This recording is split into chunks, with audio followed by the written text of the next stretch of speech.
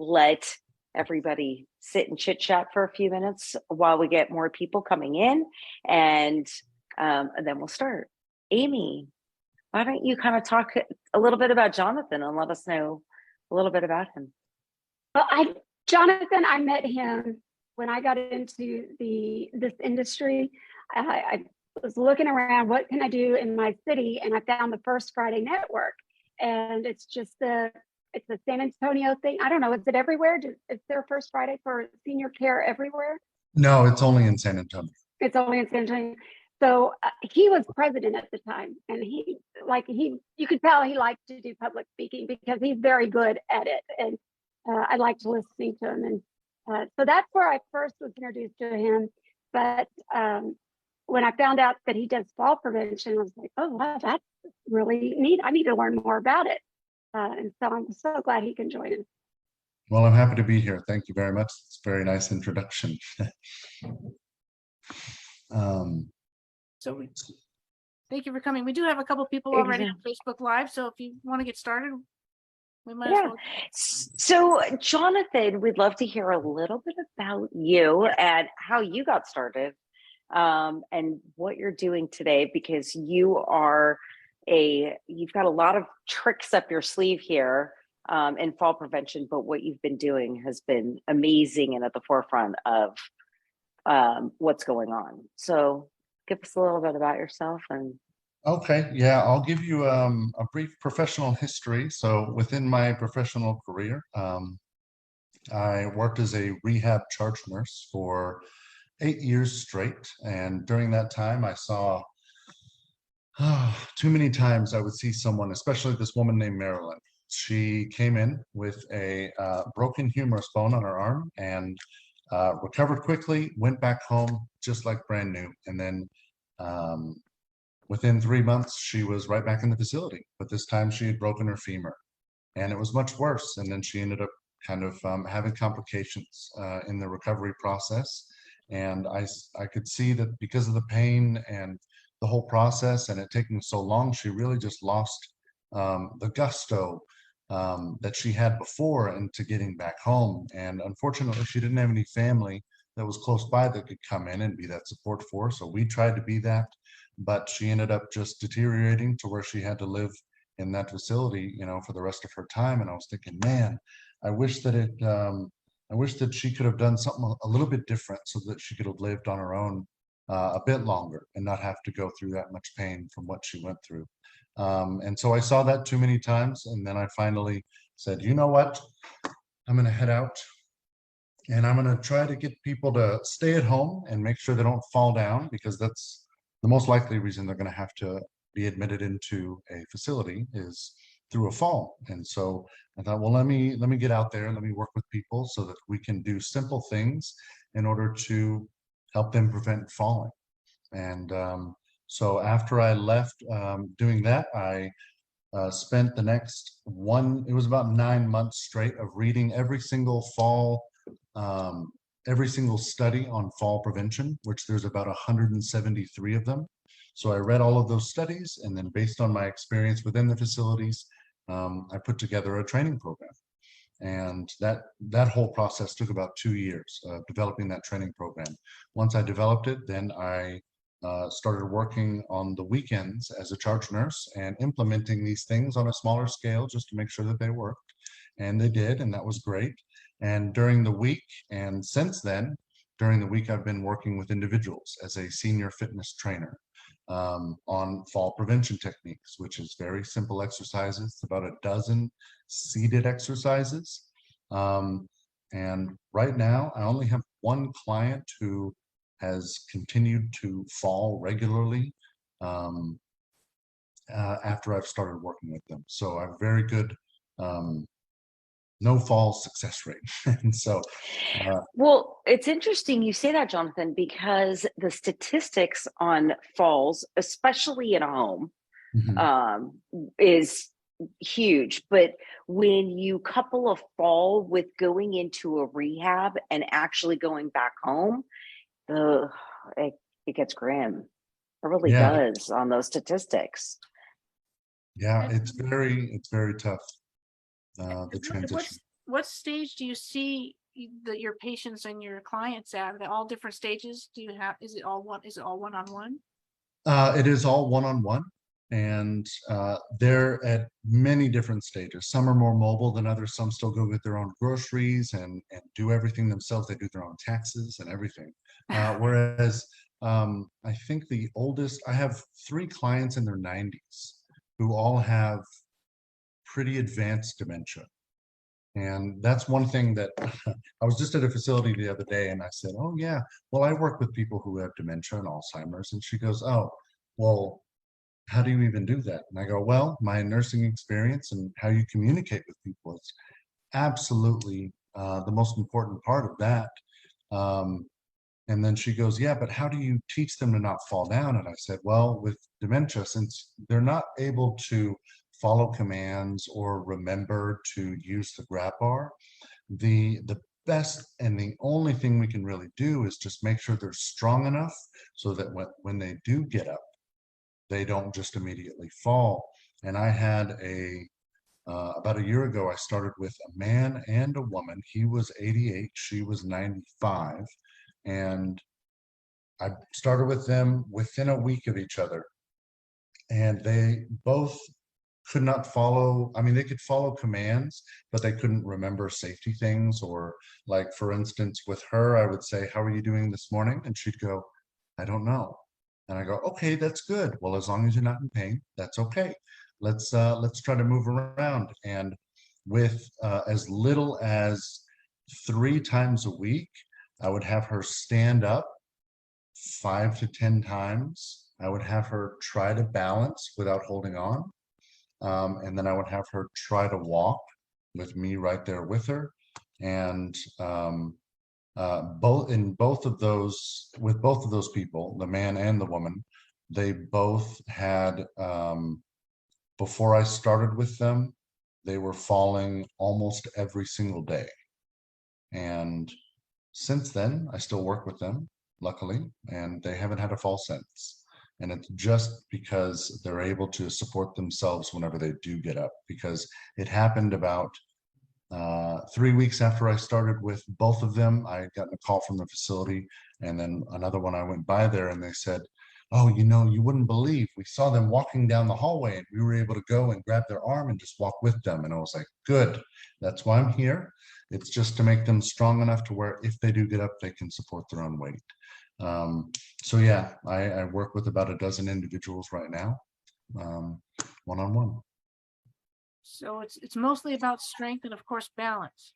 Yes, that is exactly it. It is strength and balance. Yeah, and attention. How do you talk to them about paying attention, or how they move? You had one of the podcasts talking about not reaching for more than you can do and knowing what your limits are, even when you're trying to improve. Well, with dementia, it's more of getting them in a habit of like guiding them to do things the safer way, rather than trying to tell them to remember, which I do every single time. All right, we're going to do this, and it's for this. Are you ready? Let's go. And so as far as holding on to something, yes. As far as having a safety process to where even if I'm not there, I hope that they just automatically go to that process. So yeah, that's very important. But yeah, communication is still very, very, very important. And as far as attention goes, it's more difficult right whenever I start with someone than as we get along. But right whenever I start with someone, it is paramount to keep their attention, because I see dementia and Alzheimer's as, in a very simple term, it is kind of like advanced attention deficit. So for instance, when I start working with someone, I am constantly talking, keeping their attention for about as long as I can, asking them questions about themselves, seeing how far back their memory goes, seeing what they can remember, and trying to keep them engaged for as long as possible. And then I'll start to see their eyes wander off, and then I'll go, okay, now I know they're at about 40 seconds. And then I'll work on that to try to get them to talk more, try to communicate more. Yeah, communication is so important. so important within this process, because the more you can hold their attention, the longer y'all can work together, and the more effective things can get done. Yeah. It's interesting how you related to an attention deficit. Well, I was like, I I, because I think a lot of us can understand that relationship yeah, and well, I was diagnosed with connect it. severe attention deficit disorder, but it wasn't until I was in college already. And the doctor had said, "How did you get into college?" And I was like, "Well, it's taken a lot of work, and I have to spend about 8 hours a day in the library just getting, this stuff done because I get distracted, but I found a way to do it." So, Jonathan, that brings me back to the question of your passion is amazing in this field, but how did you get this passion? Where did it come from? Like, what your upbringing, and how Yeah. did you get here? Because that's a fascinating story that you have. Well, like most people, I was shaped by my childhood. So my childhood experiences led me to do what I am doing right now. My mother was diagnosed with Huntington's disease back in 1992, I believe, and that disease progressed. And with that disease, Huntington's is kind of like, and for the layman, it's kind of like Parkinson's and Alzheimer's at the same time. And it starts at varying ages depending on who you inherited it from. And so for my mother, she started to have a lot of uncoordination, and I had to be there to help her. And then if no one was there, she would have a fall. And I remember she had a lot of falls leading up to this one time where she lost her balance and broke through the railing of the second floor of my grandparents' house, and then landed on the armchair of the couch down in the living room. And she had broken her back in 3 places. And at that same time, they discovered, whenever she went to the hospital, they discovered that she had stage 3 breast cancer. So so she pretty much had to lie in a nursing home bed for the last 2 years of her life. And where I get my nursing compassion and passion is seeing what she had to go through after having a fall. And then also I was essentially taught by my father how to take care of someone, because every day we get off the bus, get right into the car, go to the nursing home, stay there until about 9 p.m. at night, Monday through Friday, and then all day Saturday, all day Sunday for those 2 years. And I saw my father just diligently taking care of her. And I was just like, okay, all right, that's how you take care of someone. All right. And so once I started working in nursing homes as a nurse, I started to see how falls, were causing the same thing that I saw as a child. And I thought, something could be done about this. Let's try to keep people at home. Let's try to keep people safe. And so that's where it started, is my mother having a really bad fall and having to go through terrible things. And I want to try to make sure that no one has to go through those things if they have the resources, or if they can, if we can get the information out there and they can use it in order to stay safer. Yeah. So when you walk into a client's house for the very first time, let's say they just had a fall, the discharge nurse was like, okay, rehab, or you can financially afford it and you can go home and rehab at home. You're the person that I'm going to call up and say, hey, my mom's had a fall. I need you to come into the house to help her. How do you approach that? What do you do? Where do you come in and start working? And how does that look to somebody who's never experienced something? Yeah. Well, it's relatively simple. If I hear that they've had a fall for whatever reason, and I need to go in and do an evaluation, so I'll go in and do an evaluation. And what that looks like for me is a pretty simple questionnaire of whether or not, like, the first thing I'll usually ask is to get them started on the right foot. So I'll say, all right, have you used PT and OT yet? Can you get that? can you go ahead and like, do you have the ability to qualify for it? And if you do, that's a good place to start. But also, sometimes that can take a couple weeks. And with falls, it's kind of a time thing. So it's important to get them. So what I will do within an evaluation is, my criteria is essentially, if they can follow commands, I can help. And if they don't have pain, because that's another thing. Yeah, pain is something it's a whole nother ball game if someone has a lot of pain whenever they move. But if they don't have pain and they're able to follow commands and they're on board with this and they understand the risks, because I will tell them right away, I'll say, listen, it doesn't look good. Once you've fallen, you're at a really high risk for the next 30 days. So I just want to give you, and sometimes I'll give them different scenarios based on what life might look like, just to make them aware. Because a lot of people, they go, oh yeah, I fell, but it's nothing. And I've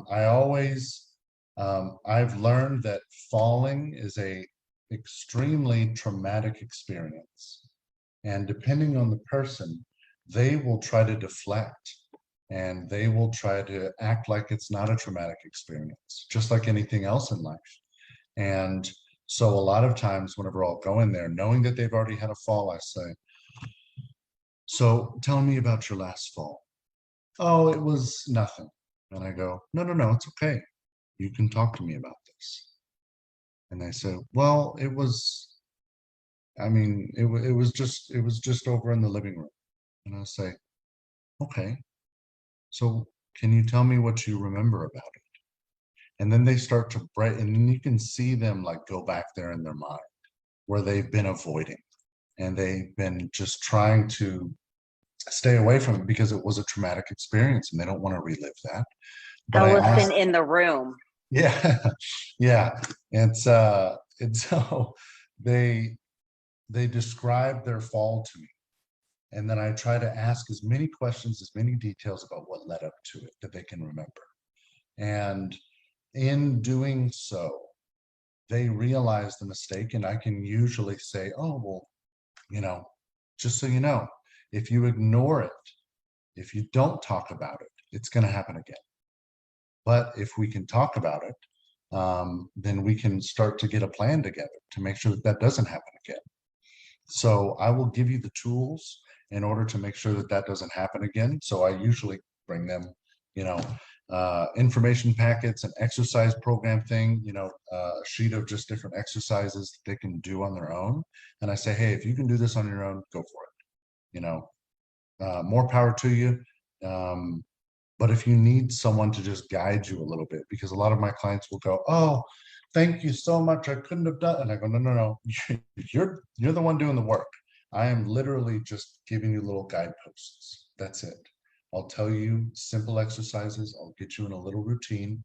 I'll watch you as you go to the bathroom. What's your process? Do you have a routine? I'll watch you as you go to bed. How do you transfer if they're in a wheelchair? How do you transfer from the wheelchair to the bed? Let's work on these things. It's about the details. But yeah, so that's what I do whenever I go in and I evaluate a client. It's kind of dependent on their needs, their personality, their family. I always ask family to be there. And whenever I work with people, if family is there while I'm working with them, even better, because I'll tell the family, listen, hey, y'all can do this stuff. You've watched me enough. You can do this on your own. And if y'all can keep that up and maintain it, if money is a problem or something like that, then y'all can do this on your own. And so I try to give them every opportunity to find whatever avenue is best for them. So tell us about this new podcast your podcast that you do. A little bit more about that.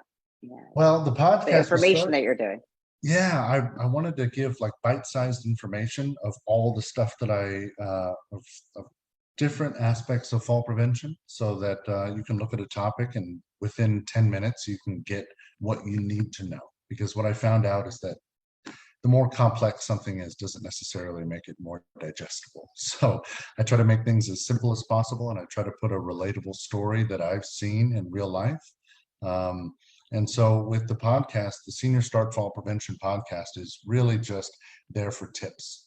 It is there to give someone, if you want a little tip on something, you can have it. But luckily, I have some really great nurses and caregivers and CNAs that I've worked with, and I'm going to start doing a series in a couple months that's going to be coming out, and that's going to be a lot of fun, where we talk about the beautiful stories that we've seen within these communities, because there's a lot of negative things about nursing homes and assisted living facilities, but I've seen some absolutely beautiful things. I've seen people fall in love. I've seen people just be reborn within themselves. I've seen people go through like therapy and like overcome childhood traumas. I've seen people forgive their passed away parents, in these later stages of life. And it's what I realized, it's never too late. And there's a lot of beautiful things that have happened. So that's going to be a segment of the podcast where I bring in someone and they tell a beautiful story. So yeah. That is great. I like that. It's fun. So do you mostly see people after they've been in the hospital, or do you come in to prevent the trip to the hospital? And It's a bit of both. It just depends. What would you say to someone, I mean, my father has fallen quite a bit, so this isn't me, but someone who's got aging parents and they're concerned. How do they approach them, and how do we prepare that conversation, or how do we prepare our parents? Oh yeah, that's a tough one. That is a tough one. I said, Jonathan, I call this the elephant in the room, because nobody wants to talk about it or discuss it with either their parents or with themselves. Well, like you said, because my father, It's hard. He fell and he didn't tell anybody. Oh, it was no big deal. It was nothing. Like, well, it turned into something, Yeah. Oh no, I know that because my father, I started doing fall prevention training, and then about a year after that, he had a fall and broke his arm. And I went in, and I had already told him everything that he needed to be doing. And I went in there and I said, "All right, Pop, are you going to learn? Are you going to learn your lesson?" And he goes, "Yeah, I guess so." On his cast, I actually just wrote fall number 1. And I said, "It says number 1 because that's your first. That's caused a moderate to severe injury. And it's up to you on whether or not you're going to have a number 2 or a number 3. So either you can learn from this or you cannot, and it's going to be worse next time, more likely." So it's a tough one, but I will say that if you have someone who is or if you know someone who's a physical therapist or an occupational therapist, or who is a medical professional that knows falls and knows what to do and how to teach people how to not fall, it is much more effective to have that person tell the parents. So for instance, you wouldn't believe how many times I've worked with someone and told a client what to do, and the family will come to me afterwards and go, "You know what makes me so mad? I've told them that so many times and they just don't listen." And I go, "Well, it's because you're family, and the kids, your family, you're the kids. They're not going to listen to you." But a third party, it's kind of like in facility trainings, within that those studies that I read, it turns out that a third party company who does a training is more effective than if it's in-house. Not by a whole lot, but it is more effective. And I was like, "Oh, okay, well, yeah." Objectivity. Yeah. And so that would, if you know someone who can talk to them, that's outside the family, again, because we tend to not listen to our family as much as we would a professional who's coming in and who is serious about this type of stuff. So yeah, that's what I would recommend. That's great. People like us. Yes, exactly. People just like y'all. Well, we keep interrupting you. I feel like maybe you were going on a certain path and we keep asking you questions. Is there? Oh, no, it's no problem at all. It goes with the attention deficit pretty well, so don't worry. But I would like to kind of go over some of the home safety evaluation that I do for people, and just with the recommendations. It shouldn't take too long, but just so if you want to write this down, this is the, you know, the bread and butter of external risk factors, because within the realm of fall prevention, as we all know, there are external risk factors, which is stuff that are outside our body, and then internal risk factors, which is like high blood pressure or orthostatic hypotension or dementia or something that's internal. So I would like to go over the external risk factors relatively quickly. So what I'll do first is I'll tell you what 3 things that you need to go buy, because these are physical things. And these 3 things you can use if needed. And the first thing is little plug-in night lights, which are wonderful. I actually bought my last home because they had those outlets that had the lights underneath them. And I was like, "Oh, you have those?" And he was like, "Yeah." And I go, "I'll take it." I love the house so much. But yeah, so those little plug-in night lights, and then you can get the ones that save a lot of energy by only coming on whenever there's not enough light in the room. So they'll only come on at that time. And then another good thing is double-sided tape for the people who are not ready to get rid of their rugs. And that is too many people. No, I'm not getting rid of that. And then especially in the kitchen. No. I need something to stand on over the sink, and that's fine. But the double-sided tape will help keep those down, because it's not necessary. It's what trips you up usually is accidentally kicking the rug up to where it flips up over, and now it's at a little higher height than what you're used to stepping over, and then you'll step on one part of the rug, and then the other foot will go underneath the other part of the rug, and then you fall down. So the double-sided tape for taping down rugs is great. And now you're not talking about the big area rugs at all, just the small ones? So both. I always recommend both, because I've seen the big ones. Some of the big ones are pretty thin, and then some of the big ones, if they're thinner, the ends will actually start to curl up if they're really old, or if they're washed frequently, something like that.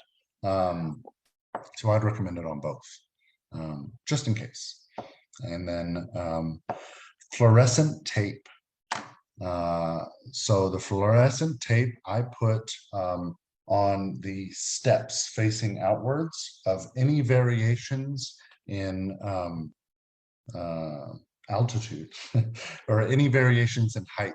So some people that I've worked with have a little step, like a little transition, like a 1-inch step, or regular step. If you have a series of stairs, I put a piece of fluorescent tape on the front side of the step so that whenever you're approaching it, it's very obvious where that step is.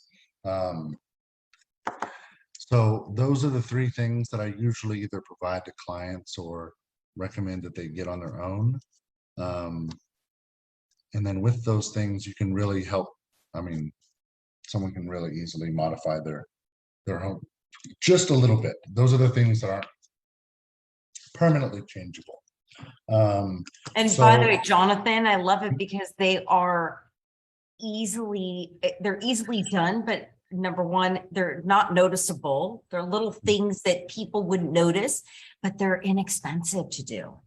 Oh, they don't, because as we all know, the older we get, that budget is only about this big. So you really have to spread it thin among what am I going to choose to do first, or what am I going to choose to start with if you're on a budget. And so I like that it's something that's so simple and easy as those 3 things to start off with that are inexpensive and easy to do. Yeah, they've helped. They've helped a lot of people that I know, especially those night lights. Those night lights are a lifesaver at nighttime. Whenever they're getting up to go to the bathroom, That's probably the most important spot that you can put them in, is between the bed and the bathroom. Jonathan, I've had people take them out because they think they are too bright.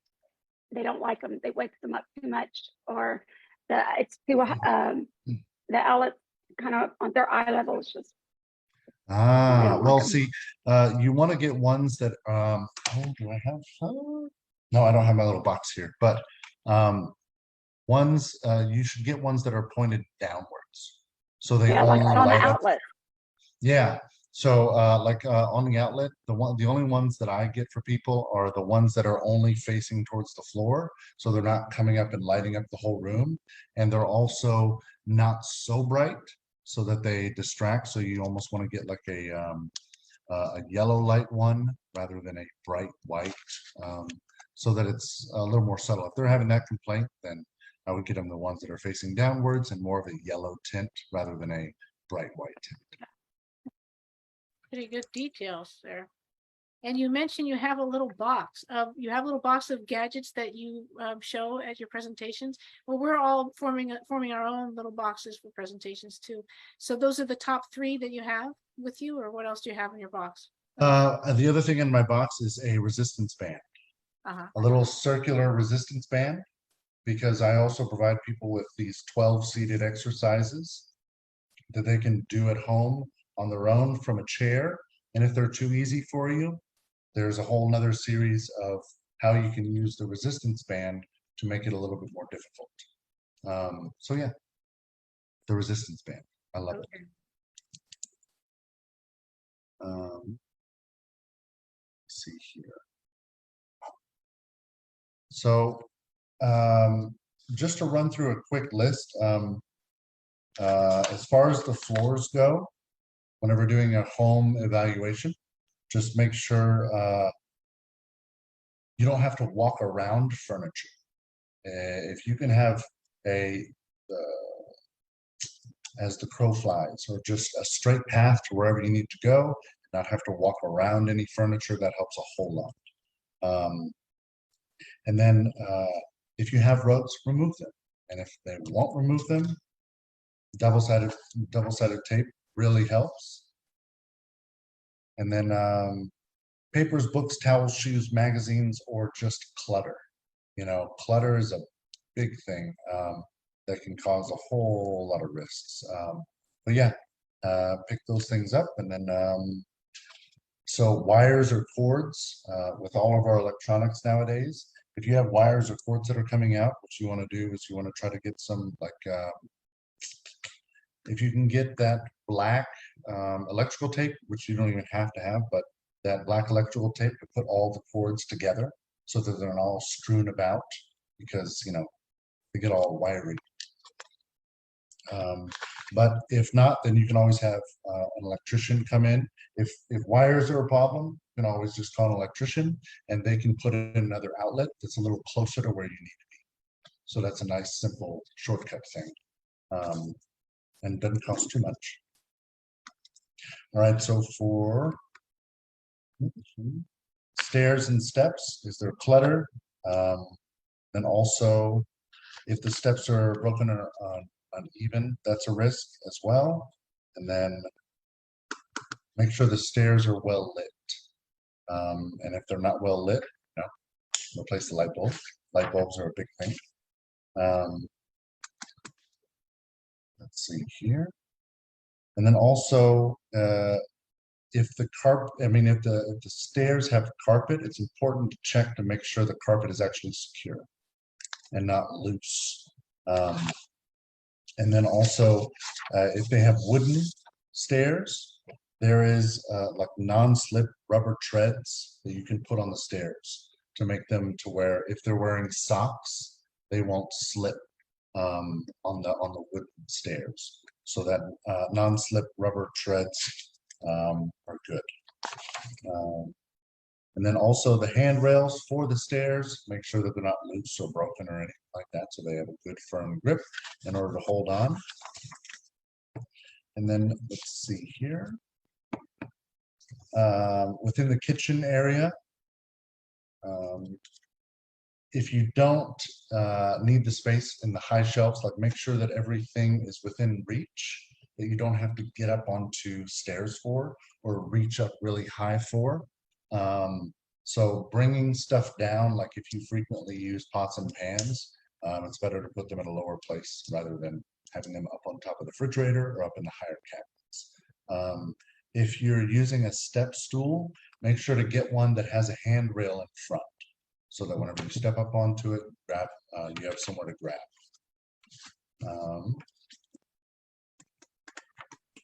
I gotta get one of those. Yeah. I didn't know they had those. You know, my mother's using a step stool. There's nothing. You know, she's like, you know, so that's not good. No, it's not. The ones, they're usually just 2 steps.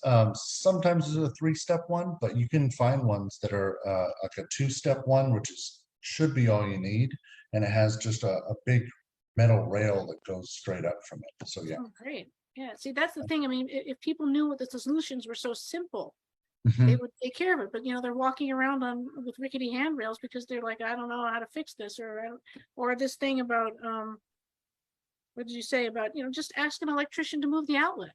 Oh, okay, yeah, Yeah. here's the simple fix. You know, I just think this is the way the house is built. I can't change. I don't know. Yeah. Yeah, and a lot of this stuff, I mean, I hope that this information gets out to the public, just because it's very much like you don't know what you don't know, and the more you know, and sometimes you're like, oh, of course, of course, that's the solution. So yeah, just like that. And within the bathroom area, we have you know, make sure it's dry. You know, wetness is fall risk, and so there's a non-slip rubber mats that you can put on the actual bathroom floor, and then also some of those self-stick strips that are grip strips and mats that go into showers and bathtubs. Those are really helpful. I've fallen down a couple times in the shower already in my lifetime, so I know if I'm falling down, it's a big risk for someone who, especially if they have to step into the bathtub or into the shower, you know, if they have something to step over and into, that's really important. And then, of course, in the bathrooms, grab bars. Grab bars are great.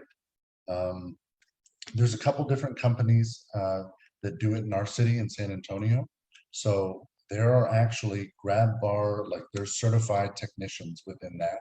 So they, yeah, they're licensed and professionally obligated to put them in securely. And then a lot of times, if you ask, so let's say, for instance, you're on home health, or if you get home health or hospice or something like that, and you don't have grab bars, a lot of times the home health or hospice will just go ahead and throw it in and just provide you with a grab bar. I've seen that multiple times where, oh no, yeah, if they need something, we'll get it for them. And I'm just like, oh, love it, love it. So yeah, that's really helpful. So within the bathroom, is the light near the bed hard to reach? Now, this is a rule. The rule that I have within my training program, as far as things that are close to reach, is 20 inches. So it needs to be 20 inches from where their body is. And so you want to keep things within reach, because whenever you reach, you get yourself out of your center of balance, you get yourself off completely. So make sure the lamp is close to the bed where it's easy to reach. Make sure their water, if they have bedside water, their telephone, everything is right next to them to where it's easy to reach. So yeah, 20 inches is my measurement. And then also, is the path from the bed to the bathroom dark? If not, great. But if it is, install an outlet night light. Sometimes I've seen people to where they can get out of bed and their bathroom door is right next to them. And what they've done is, on the opposite side, there's a lot of times there's an outlet right on the opposite side to where it's lighting up the pathway for them, but it's not necessarily shining into the bedroom. But yeah, make sure the pathway to the bathroom is well lit. And that's pretty much a good start for the home evaluation and what you can do to your home to make sure you can do the things. So what I would say to anyone who's looking to implement these things is that, you know, you may say, oh, well, this is a lot of stuff, or this is whatever. If you're doing this with your family and your parent, it'd be a great idea to go ahead and print out the CDC's check for safety home fall prevention checklist for older adults. So you can print this thing out. It's a PDF, and what would be good is if you would go through the house with them.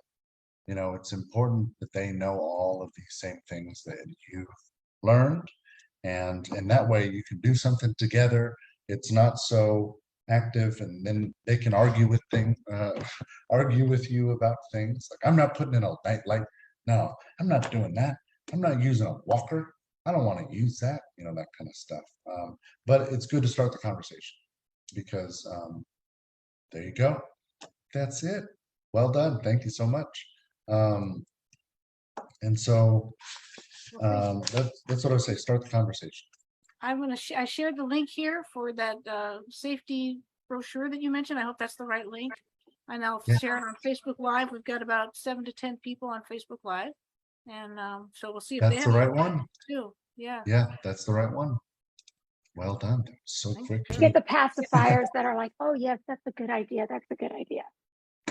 And they don't do it. Yeah. Or you can fix it, but it's going to go right back the way it was. Yeah, well, see, that's one of the hardest, one of the hardest things to learn within my process of working with people is how do you get someone who's never exercised in their life to start an exercise program for their own safety. Well, did it work for your father when you scared him? Did the fear tactic work? Yeah, he hasn't fallen since, but you know, he's one of those bare minimum kind of guys. Like, oh yeah, I took a walk twice this week. I'm like, okay, cool. All right, well, that's a start. Oh, well, you know, I walk until I can't. Okay, Pop, okay. Just go to the extreme twice a week, and that's enough for you. But yeah, no, he hasn't fallen since, so that's good. But yeah, changing people's, so one thing that I do is whenever I'm telling people about these exercises that are all seated and they're simple, I don't call them exercises. I call them movements. I go, okay, all we're gonna do is do a couple movements, okay? I just wanna see if you can do something. Can you scoot forward in your chair a little bit? Get your back off the back of the chair. And all we're gonna do real quick is I just want you to lift up your knee. Just lift it up. Okay, is that hard? No, okay. Let's do that a few times, okay? Just go, go, go, go. And then we get done, I go, did that hurt? I go, no. I go, okay, great, this is easy. And then slowly, we progressively do a little bit more, but each time they do more, it's celebrated. Oh, great, this is fantastic. Do you know what you just did? You know, that kind of thing. And then it usually takes a while before someone is sore from my process, but after, if they do ever have soreness, I go, all right, now listen, I want you to know something. Soreness should be celebrated because when you're sore, that means the next time I see you, you're going to be a little bit stronger. So it's within celebrating the good things. It's not about tearing people down for the bad things. It's about celebrating the good things and encouraging those good behaviors, because that's more effective than, you know, the discouragement or fear-based stuff. So yeah.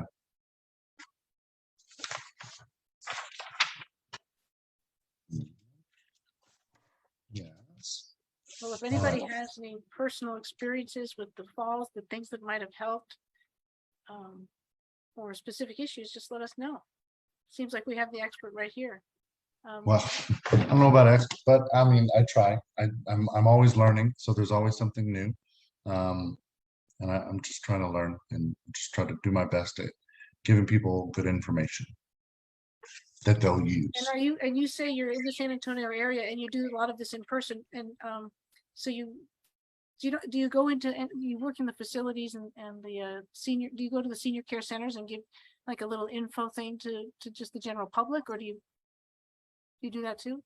Yeah, I'm pretty much on call for in services and training presentations, things like that, for different facilities around the around this area, and I love doing those things. But it all just depends on what the facility needs.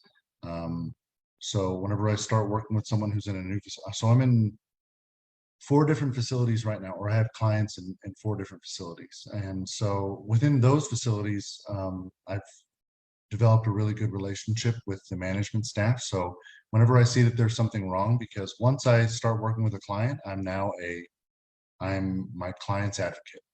So if I see something wrong, I know these facilities well enough to where I know exactly who to go to. And I say, hey, listen, what is your wheelchair cleaning schedule? And they'll go, what are you talking about? And I go, they've had a dirty wheelchair, which is causing them to have a harder time getting down the hall because their wheelchair is dirty. So what's the schedule? Wow. Well, actually, I don't know if we have one. Well, here, let me show you what I've done before. So here you go. And then I just walk away, so that I'm not just, I'm not trying to break them down. I'm trying to help them. And so I'm trying to make their job easier for them. And the only way to make their job easier is if more people are happy. So I try to help in those ways. Yeah.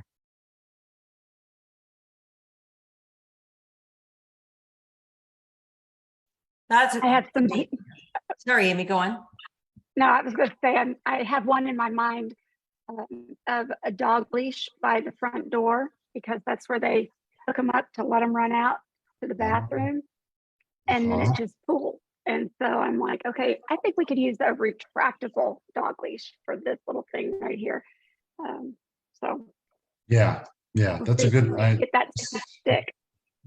I saw a woman walking a Labrador, and she was one of my clients' wives, and that was today. She was walking a Labrador, and this Labrador was not hers, but someone was like, oh no, you can take it for a walk.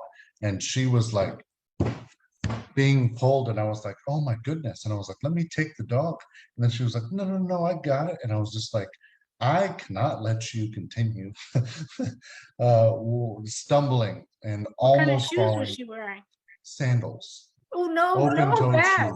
shoes. Exactly. I was like, this is a disaster waiting to happen. So yeah, it's important to intervene. And whenever you see something, say something. say something. Yeah, do something. That's a lot of what I tell facilities, like, hey, just look out. Just look out. If you see someone that's a little unsteady, it's okay to just go up and be like, hey, do you need a hand? And just grab onto their okay, arm. even if you offend them, it's okay. Even if they say, no. Yeah, it's fine. It's better to offend than to let them, be offended by the floor, themselves. We have a nice compliment from Deborah saying great information, like how to approach people and all safety recommendations. So that's good, because you really packed this with a lot of good safety recommendations. Great.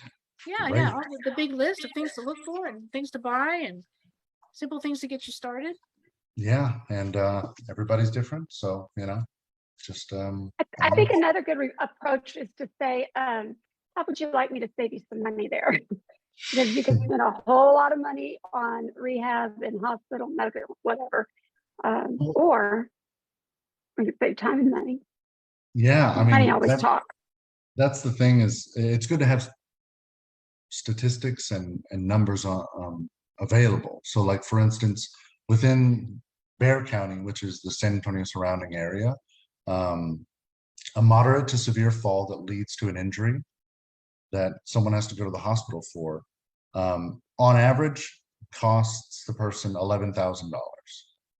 And then if they need any kind of surgery, it's $33,000. It's the average cost of like a surgery for someone who's over 65, $33,000. So it's important to let them know, like, hey, you can prevent yourself from having to do that, because falls are absolutely 100% preventable. Well, I won't say 100%, but most of the time you can do something about and it can save you a lot of money.